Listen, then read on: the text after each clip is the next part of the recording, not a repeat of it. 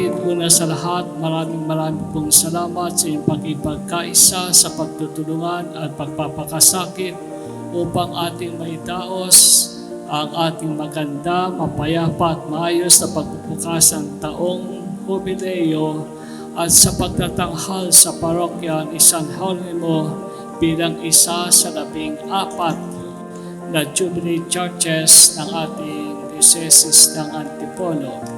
At ang Diyos ang ating gantimpala sa magbibigay sa atin ng biyaya, ang Diyos ang magagawad sa atin ng pagpapala. Mga kapatid, maraming pong salamat. Purihin po natin ang Panginoong Diyos.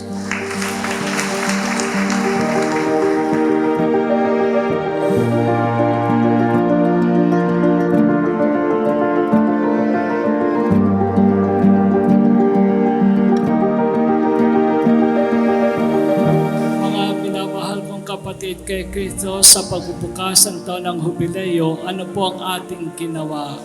Ano po ang higit nating ipinakikita? At ano ang ating ginawa na hindi na makakalimutan at ating babalik-balikan? Hindi po ba ito ang banal na krus? Hindi po ba ito ang ating pagpasan, pagbubuhat at ang prosesyon natin sa mahal na banal na krus ni Jesus? Ito ngayon ang ating babaunin, tatandaan isa sa buhay. Ano po ito? Mga kapatid, ito rin ang katangian ng banal na krus ni Jesus.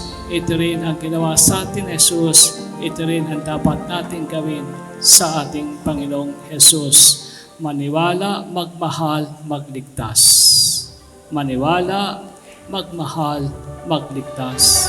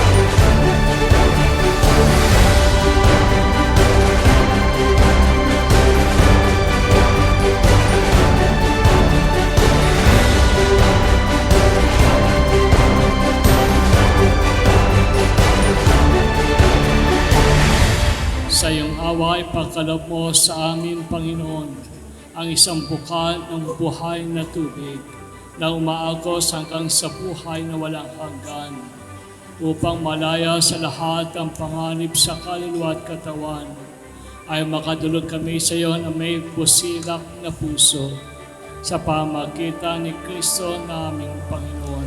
Amen.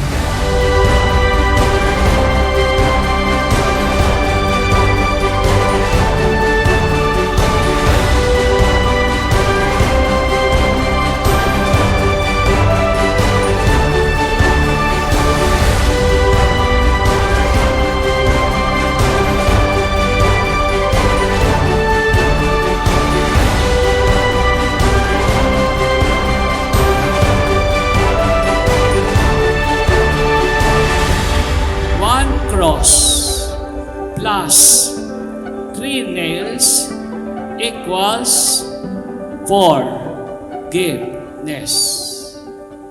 Isang krus, 3 pako, pagsamahin equals forgiveness. Tayo ay napatawad dahil mahal tayo ng Diyos. Mahal ka ng Diyos at ikanyang patuloy na papatawarin.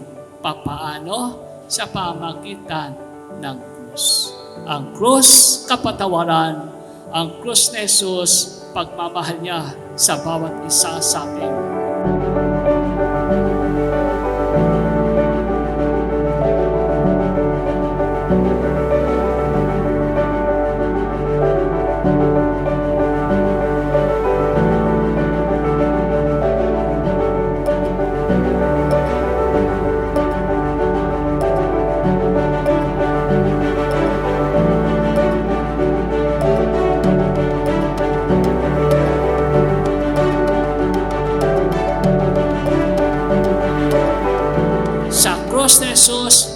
matiwasay ang buhay sa krus ni Jesus, tanda ng kanyang pagmamahal, ikaw at ako ay may kapatawaran. Tayo mga kapatid ko sa ating palalakbay, uuwi sa kanyang piling doon sa kanyang kaharian. Ano man ang ating kalagayan, mga kapatid ko, tumingin ka lamang, humawak, humalik, at yung tandaan, by the sign of the cross, you shall conquer. Sa ngalan ng Ama, ng Anak, ng Espiritu Santo. Amen. Amen.